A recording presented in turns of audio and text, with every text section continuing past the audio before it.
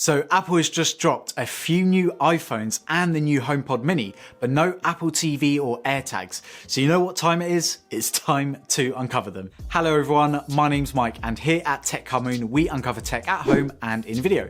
So hit that subscribe button if you want to see more. But first of all, let's talk about the HomePod Mini, as this is going to be a really good Christmas stocking filler. The HomePod Mini is basically the HomePod just in a smaller form factor. So what this basically is a 360 smart speaker, and this allows Apple to basically put Siri in almost every home. So because of its price point, which is $99, which I think is a great price point, obviously more expensive than other smart speakers, but for an Apple product, I think it's going to be pretty affordable. And we know that Apple delivers such great sound out of these speakers, especially from, let's say, the HomePod. For its size, it delivers much better than a lot of bigger, more expensive speakers, and the HomePod Mini is probably going to be the same. Now it has this mesh fabric around it. It's a slight redesign. It's not flat, it's almost like a sphere shape, and it's also got this backlight touch interface on the top, which allows you to do things like control the volume and activate Siri, I believe, and stuff like that. Now the speaker features custom drivers, which is meant to deliver low distortion, great bass response, and obviously 360 sound. It is powered by the S5 chip, which is found in other smartwatches, for example. Now the way it's going to introduce this sound is through computational audio. Now what this basically means is that it's going to process that audio 180 times per second and then sort of change the audio response so that it's delivering the best sound quality, or so Apple says. Now, just like with a lot of other smart speakers, you can pair these up. So let's say you got two HomePod Minis in the same room, they'll automatically identify that, and then it will play in stereo. And also it will connect through other HomePods and HomePod Minis throughout the home. So you can have your music playing in almost every room you want, if you've obviously got HomePods in every room in your house. If you've bought an iPhone in the last year, like the iPhone 11 or iPhone 12, which I'll get into in a moment, then that has the U1 chip, which you can connect to the HomePod Mini, and it will intelligently know which HomePod you're next to, and it will play that speaker directly, which is pretty smart and sort of futuristic. Now we all know that HomePods don't really have the best compatibility with other streaming platforms or music streaming platforms, so it'll be interesting to see obviously the full extent of that. I won't be surprised if we still don't get YouTube Music support or Google Play support or anything like that. I just can't see that happening. And obviously no word on Spotify either. So that'll be interesting to see. Again, if you guys already have a HomePod, I don't, let me know if Spotify works with the HomePod or not, because it's probably going to be the same situation with the HomePod Mini. A new feature coming to the HomePods and HomePod Minis is the new intercom feature, which is something that we've seen in other brands, but they've taken it one step further. And not only will it notify in other rooms that you've got HomePods in, so let's say you want to communicate to someone in another room using a HomePod, not only can you do that, you can also communicate them through their Apple devices as well. So that's something really interesting. So you'll get a notification with your voice saying, you know, hurry up or get in the car or anything like that, not just in other HomePods, but also on those Apple devices like the Apple iPhones or the Apple Watches. As I mentioned before, the price is $99, which I think is going to be an amazing price point. They are going to start pre-orders, I believe, on November 6th,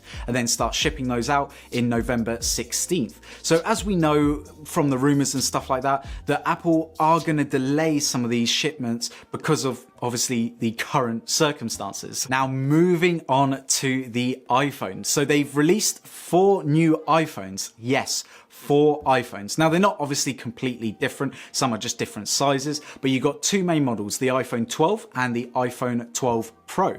So the iPhone 12 comes in 2 different sizes, which we sort of heard about, and that is the iPhone 12 and the iPhone 12 Mini. And then the iPhone 12 Pro comes in 2 different sizes, so you've got the iPhone 12 Pro and the iPhone 12 Pro Max. Geez, these names are getting too long, Apple. Please, let's just sort this out in next year's models, yeah? So if you've watched the Apple event like I did, you can really see that they're pushing 5G a lot. Now, if you're in an area like myself here in the UK, we don't get 5G. So 5G really isn't a big seller for us. And I know that in certain areas in the States and other areas, obviously 5G is quite big. But for, I think, the vast majority of us, 5G isn't really going to be hitting close to home until maybe a year or two down the line. So I guess it's a good point to future-proof your phones, but for us right now, I don't think 5G is going to be a big selling point for us. So let's look at the design of the iPhone 12. Now, it is gorgeous, let's be honest. So it has an aluminium flat edge around with a glass front and back. Now, it also has new antennas for obviously that 5G and comes in several different colors like red, green, blue, white, and black. Now, in terms of its size, it's actually got a little bit bigger. So it's got a 6.1-inch display, and finally it's got rid of that HD Retina display, and now we have that XDR display, which is so much nicer, has much better peak brightness, I believe at 1200 nits, which is going to be brilliant for watching HDR content, for example, which is the first time we're going to see in sort of an inexpensive iPhone. Like, well, I say inexpensive, it's a lot, which I'll get into in a moment, but in a relatively inexpensive iPhone, for obviously comparing against the iPhone 12 Pro. So the way they've done this is by reducing the borders. So it's identical in terms of size to the iPhone 11. However, it's 11% thinner, 15% smaller, and 16% lighter. This is going to be an iPhone that I think is going to be a great upgrade for anyone who's got the iPhone XS or anything like that, just because this is a much better upgrade. You're going to get much better battery life. And let's talk about the A14 Bionic chip. So this is a phenomenal chip. This is super fast. It's got upgraded graphics. It's got a better neural engine compared to the A13 Bionic chip. So we know that the A14 was going to be good because we seen it in the iPad Air, which they announced a month ago. So we know that this is going to be one hell of a chip, especially if it's going to be powering an iPad as well. So the fact that you're getting it in an iPhone is going to be just phenomenal, especially for any gamers out there, because again, the GPU performance is one of the best in a smartphone. So the A14 Bionic chip is based on the 5nm processor, which delivers 11.8 billion transistors. Now the CPU is a 6-core CPU with 4 high-efficiency cores and 2 performance cores. And the GPU is a 4-core GPU, which is the fastest GPU in any smartphone. Also has a 16-core neural engine, which is meant to be 80% faster, and a machine learning processor, which is 70% faster compared to the older model. Now, if you're going to be buying an iPhone, you're obviously going to be buying it for its cameras, because let's be honest, iPhones take amazing photos and even better video than pretty much any other smartphone out there. Obviously, some get close, some you may even argue are better, but for the majority of iPhone users, the camera system is the thing that keeps drawing them back in. So it comes with 2 cameras, an ultra-wide camera and a wide camera. Now the wide camera has a 1.6 aperture, which delivers 27% better low light performance. And along with computational photography, you're going to get much better photos out of this phone than the previous phone.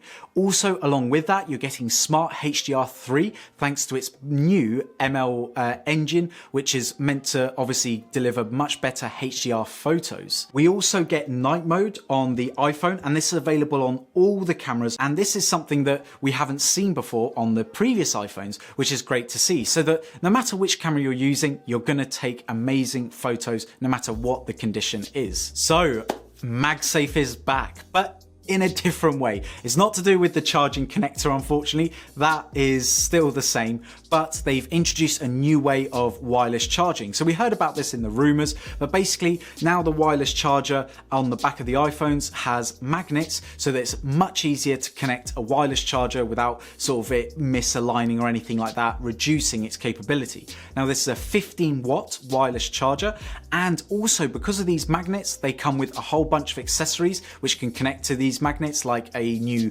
magnet wallet, as well as new magnet cases and stuff like that, or MagSafe wallets and MagSafe cases and everything like that. We're probably going to see a whole bunch of products in the next coming months with this new magnet design. And Belkin have also already announced that they're going to be releasing a new car charger, as well as a new multi-device charger as well, with obviously this MagSafe iPhone capability. So the iPhone 12 mini is essentially the same as everything that I just spoke about, but it just comes in a 5.4 inch display, but still has all the same features, all the same cameras, same chip, everything like that, same display, nothing we're missing in the iPhone 12 mini, but it's just better for those who are, let's say, upgrading from an iPhone 7 or 8 or anything like that, which is a pretty small phone, but now you're just getting a full display. And I think this is really going to suit those people who don't want a large 6.1 inch display. They still want the same form factor as their iPhone 7 or 8, but just with obviously better specs. We knew this was coming, but Apple are removing the headphones and the power adapter. Now, we still will be getting the USB-C to Lightning cable, but that's all we're getting. So we will see a smaller box with the iPhone 12 and 12 mini, as well as obviously the Pros, because it's obviously not including those accessories, but it means that Apple can be more environmentally friendly. Unfortunately, we didn't really see a saving in this year's iPhone, as what we were expecting, sort of a $50 drop from obviously last year's model, which is a shame, but we know that Apple are in for the profits, not really for anything else. The iPhone 12 mini will start at $699 and the iPhone 12 will start at $799. So unfortunately, we don't see a price drop with the accessories being gone or anything like that, and especially with the savings in shipping as well because of those smaller boxes. At least pass that down to us. And it gets even worse. So unfortunately, it's still at the base 64 gigabytes on both models. So unfortunately, we're not seeing a bump in storage, which sucks because a lot of Android phones, and I know we can't really compare the two, but it is now a really good competitor. The Android phones are pretty much giving us 128 gigabytes as standard, and the iPhones aren't cheap. So the fact that we're still getting 64 gigabytes when Android phones at much cheaper prices are offering double the storage as standard, I'm really not happy with. Now let's talk about the iPhone 12 Pro and 12 Pro Max. So in terms of design, it's an upgrade to the 12. So we're now seeing a stainless steel band, which is really nice and comes in a few premium colors. So we see things like silver, graphite, gold, and the new Pacific blue, which looks phenomenal. Now, in terms of screen sizes, we see it updated. So they're now larger. So we see a 6.1 inch display and the Max has a 6.7 inch display. So in terms of form factor, it's almost identical to the iPhone 11 Pro and 11 Pro Max. I do see it slightly taller and I think a little bit wider, but you are getting a few new features with this. So let's talk about the camera systems in this. So we see three different cameras: the ultra wide, the telephoto, which is at 65mm now, instead of, I believe, the 52mm, which offers 2.5x optical zoom. We also see a new OIS system, so that's the optical image stabilization. So it's now sensor based instead of lens based. And we also see larger pixels in the sensors for better low light performance. Apple also introduced the new Apple Pro RAW, which is basically a new take on the RAW format. So I don't know if you know, but with photos, you've got JPEG and RAW. So RAW is what professionals use to sort of color grade and get the look that they want out of the photos. So Apple basically created Apple Pro RAW, which is basically the best of both worlds. So it gives you the flexibility of RAW, but without missing out on any of that computational picture and photography that Apple does with the photos. So you can really get that perfect photo from your iPhone, and that can be done straight from the iPhone, or apparently you'll be able to do it in many professional apps. And they're also going to have an API which will allow third-party photo editing apps to take advantage of Apple Pro RAW. So the video side of the iPhone 12 Pro really interests me because now we're seeing 10-bit color as well as HDR video recording, which offers 60 times more color. And for the first time on an iPhone, we're finally seeing Dolby Vision HDR recording.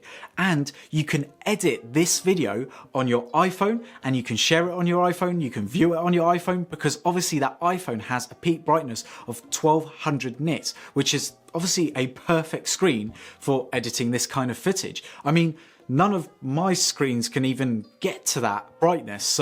And you really need something like that if you're really going to be editing HDR video. So the fact that you can do that on an iPhone, I mean, is pretty crazy. So let's talk about this LiDAR sensor. So the autofocus is meant to be a lot better, because what it does is firstly, its first feature is it creates a depth map, which means that it can basically map what your room is like and the objects in it and stuff like that with really good accuracy. And they spoke a little bit about certain applications that this will allow for, but the other feature is for video focusing and stuff like that, because it knows that depth, which means that it can autofocus 6 times faster, especially in low light, which is just crazy. And what's also crazy is Apple has bumped the storage all the way up to 128 gigabytes to start.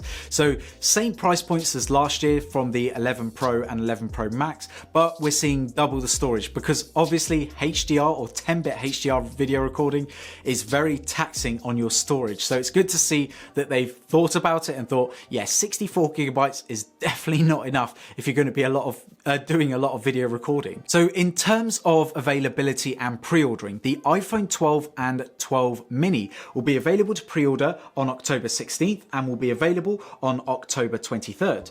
Now the Pro and Pro Max will be available to pre-order on Friday, November 6th and will be available on November 13th. So we're seeing a slight delay obviously with the Pro models, but that was due to be expected with everything going on. So if you really want the Pro, unfortunately, you're just going to have to wait. But for those who are interested in the 12 or 12 mini, then it's pretty much available within a few days. But there we have it. Let me know down in the description below what you thought of these products, what you were excited about, what you're disappointed about, and what you might actually be picking up as well. If you haven't already, please follow me on Twitter and Instagram at TechCarMoon.